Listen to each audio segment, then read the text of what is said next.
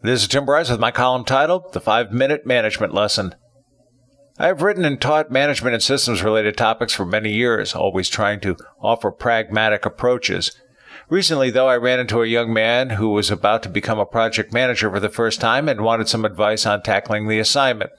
He was being put in charge of a small team of workers consisting of 7 people and wanted to know how to best manage the project. As this was his first management assignment, I told him the 3 keys to success were organization, communications, and interpersonal relations. I cautioned him against trying to over-supervise his team, in other words, not to micromanage them. Actually, it's all rather simple. First, define the methodology for the project to follow, including the work breakdown structure, benchmarks and deliverables, and review points. Be sure to include an initial phase for planning and an ending phase for review.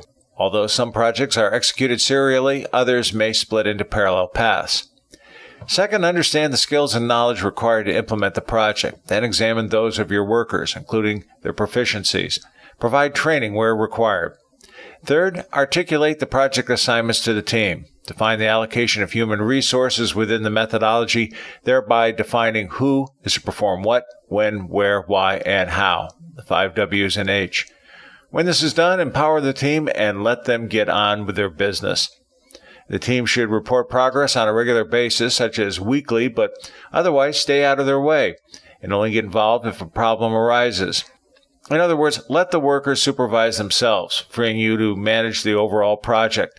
The responsibilities of the manager, as I explained it, was to plan the project carefully, train the workers appropriately, communicate the project assignments effectively, empower the staff, monitor progress routinely, look for trouble spots and take corrective action, in other words, run interference for the team, and regularly communicate progress to your superiors.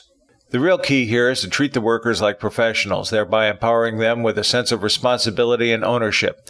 To do so, avoid the temptation to micromanage everything, which will only cause problems with morale and slow the projects. Employees are much more inclined to attack projects zealously if they believe management trusts their judgment and is not breathing down their throat.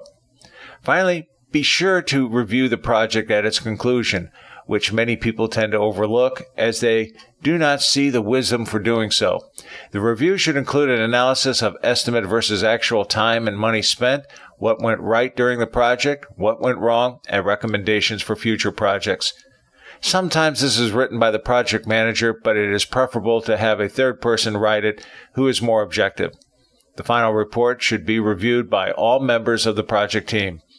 If you have performed your job properly as manager, your people will become more disciplined, more enthused about their work, and will develop a professional attitude, all of which benefits the company. Thus ended my 5-minute lesson. Friends, keep the faith. This is Tim Bryce in Palm Harbor, Florida. Follow me on the internet at timbryce.com.